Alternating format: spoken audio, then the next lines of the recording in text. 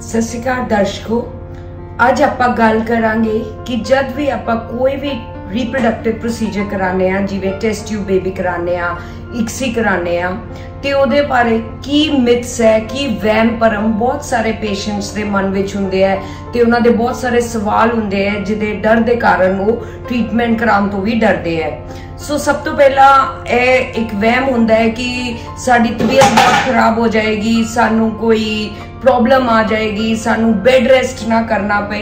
सो जेड़ा भी जद भी आपां प्रोसीजर शुरू करदे आ, पेशेंट बहुत जरूरी है कि पेशेंट दे मन विच ए वहम ते भरम नहीं होने चाहिए। सो जो भी प्रोसीजर शुरू होंदा है, एक वहम पेशेंट नूं आंदा है कि ए जेड़ा ट्रीटमेंट है साडी बॉडी नूं नुकसान ना कर दे, साडा कोई होर तरह की बीमारी तकलीफ ना लग जाए। पर अजकल जिवें कि मिनिमल स्टिमुलेशन प्रोटोकॉल्स आंदी है, जेड़ी कि हुण ART बिल विच भी आ गई है कि जिन्ने भी आपां अंडे बनाने आ वो हिसाब नाल बनाए जांदे है ते पेशेंट नूं कोई कॉम्प्लिकेशन उहदे नाल आउण दे बहुत मिनिमल चांसेस रहिंदे है। दूजा जेड़ा वहम आंदा है पेशेंट दे मन दे विच कि जदों एम्ब्रियो ट्रांसफर करा लैंदे है, जदों भ्रूण रखवा लैंदे है बच्चेदानी दे अंदर, ते उन्हां नूं बिल्कुल बेड रेस्ट करना पैंदा है। ए बिल्कुल मन दे विच वहम है कि उन्हां नूं बेड रेस्ट करना पएगा ते वो कोई काम नहीं कर सकदे। कोई लेडी जॉब कर रही है तो उन्होंने जॉब छड्डनी पएगी, एहो जी कोई गल नहीं है। सिर्फ उन्होंने हैवी वर्क वगैरह अवॉइड करना है, क्योंकि जब भी बेबी होएगा वो बहुत प्रेशियस प्रेगनेंसी होएगी, बहुत साल बाद होएगा तो पेशेंट नूं माड़ा मोटा ध्यान रखना पैंदा है। सो ए बिल्कुल गलत धारणा है मन विच कि बिल्कुल बेड ते सीधे पै जाना है कि नहीं तो बच्चा बाहर आ जाऊगा।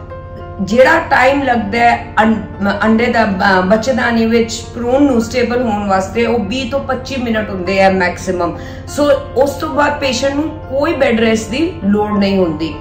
सो नंबर दूजा जेड़ा वहम आंदा है पेशेंट दे मन विच, हमेशा पेशेंट नूं टेंशन रहंदी है कि मेरा होएगा नहीं होएगा, बल्कि जब पेशेंट बेड रेस्ट करता है तो उहदे विच वो सारा टाइम उही चीज सोचता रहता है कि मेरी प्रेगनेंसी होएगी कि नहीं होएगी। सो हमेशा असी पेशेंट नूं एडवाइस करदे आ, काउंसल करदे आ कि कोई स्ट्रिक्ट बेड रेस्ट दी लोड़ नहीं है पेशेंट नूं इस प्रोसीजर कराउण तो बाद। सैकेंड जेड़ा वहम पेशेंट दे मन विच आंदा है कि जेड़ा टेस्ट ट्यूब बेबी दे नाल प्रेगनेंसी हुंदी है कि वो नॉर्मल बच्चा होएगा, उन्हें दे मन विच वहम हुंदा है कि वो बेबी पता नहीं किहो जिहा होएगा, कि टेस्ट ट्यूब बेबी ते नॉर्मल बेबी विच बहुत फर्क हुंदा है। एहो जी कोई गल नहीं, जेड़ी भी जब लेडी नूं प्रेगनेंसी हो जाती है वो बेबी जेड़ा है बिल्कुल नॉर्मल प्रेगनेंसी वांगू हुंदा है।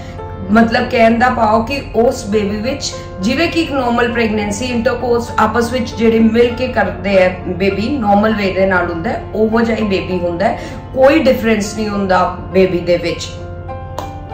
उस तो बाद पेशेंट नूं एक बहुत बड़ा वहम हुंदा है कि पता नहीं जेड़ा आपां टेस्ट ट्यूब बेबी करावांगे वो बच्चा किसी होर दा तां नहीं होएगा, वो साडा है या जेड़ा कोई है पता नहीं की हो जाएगा साडे नाल।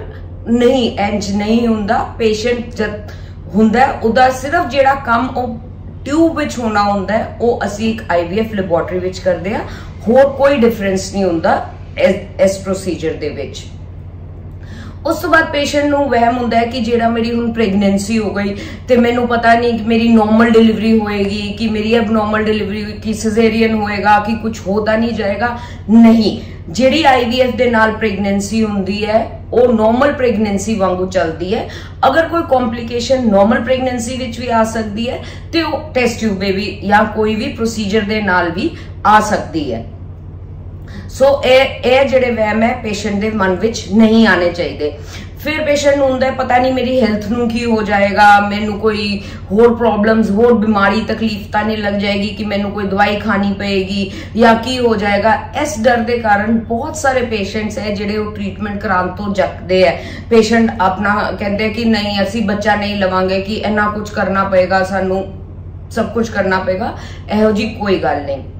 फिर पेशेंट बहुत सारे पेशेंट्स होंगे हैं जिन्हों के मन में आता है कि साडे हसबैंड तो बाहर रहते हैं, पता नहीं वो कितनी बार उन्होंने सदना पएगा, उन्होंने जॉब छोड़नी पएगी, उतों फिर आके वीरज देना पएगा तो किन्ने चक्कर लगणगे। इहदे विच कुछ नहीं हुंदा। हसबैंड सिर्फ इक्को बार आके अपना सीमन ते कंसेंट वगैरह दे के जा सकता है। ईवन कि लेडीज दे नूं भी बहुत बार बार चक्कर नहीं लगाने पैंदे। सो जेड़े आ वहम है परम है पेशेंट दे अंदर ए नहीं होने चाहिए, बल्कि एक हस्बैंड वाइफ नू काउंसल करना चाहिए है नाल, जिवें उन्हां दे रिलेटिव्स भी है, ईवन डॉक्टर्स भी है जिहड़े काउंसलिंग करते हैं सारे, जिवें कि साडे प्रॉपर काउंसलर्स हुंदे हैं, पेशेंट नू हर विजिट ते समझाते हैं कि तुसी रिलैक्सड रहो, जिन्ना आपां रिलैक्सड रवांगे उन्ने बॉडी विच बहुत चंगे हार्मोन्स प्रोड्यूस होंदे हैं, जिहड़े हार्मोन्स हेल्प करते हैं प्रेगनेंसी विच।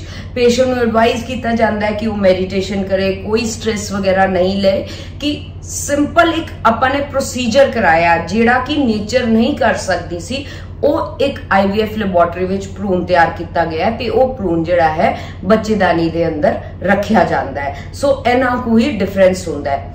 ਬਾਕੀ ਜਿਵੇਂ ਸਿੰਪਲ ਪ੍ਰੋਸੀਜਰਸ ਹੈ ਜਿਹਨੂੰ ਆਪਾਂ IUI ਵਗੈਰਾ ਕਹਿੰਦੇ ਆ, ਉਹ ਬਿਲਕੁਲ ਪੇਨਲੈਸ ਪ੍ਰੋਸੀਜਰ ਹੈ। ਉਹਦੇ ਵਿੱਚ ਪੇਸ਼ੈਂਟ ਨੂੰ कोई प्रिकॉशंस वगैरह जिवें कि पेशेंट कहता कि मैं बेड रेस्ट करा या मैं अपनी जॉब छड्ड दा या मैं सीढ़ियां ना चढ़ा, वो भी करन दी लोड़ नहीं होंदी पेशेंट नू। दूसरा पेशेंट दे विच हमेशा मन विच आंदा है कि पता नहीं मैनू कितनी दर्द होएगी। हाय बहुत सारे पेशेंट्स डरदे है कि असी एम्ब्रियो ट्रांसफर कराना है, हुण पता नहीं साडे नाल की हो जाएगा, वो घबरा जाते हैं। बट एम्ब्रियो ट्रांसफर जद असी बच्चेदानी विच बच्चा रखते हैं बिल्कुल पेनलैस प्रोसीजर हुंदा है। मैक्सिमम टू मैक्सिमम 1 मिनट दे विच एम्ब्रियो लोड करके जिहड़ा भ्रूण विग्यानिक है जिहड़ी वो डॉक्टर नू दिंदा है ते डॉक्टर बच्चेदानी विच रखदा है, ते पता भी नहीं लगता कि एम्ब्रियो ट्रांसफर हो गया है। जद आंदी है गल अंडे कड्डण दी ते अंडे बेहोशी विच कड्डे जांदे आ, उहदे वास्ते आपां पेशेंट नू माइल्ड सेडेशन दिंदे आ जो कि maximum to maximum 10 to 15 minutes दा प्रोसीजर हुंदा है ते पेशेंट नू कोई भी पेन नहीं फील हुंदी। सो ये जिहड़े है वहम है परम है पेशेंट्स नू आए, मैं हमेशा सलाह देनी आ कि नहीं रखने चाहिए दिमाग दे विच, डॉक्टर नाल प्रॉपर गल करनी चाहिए है।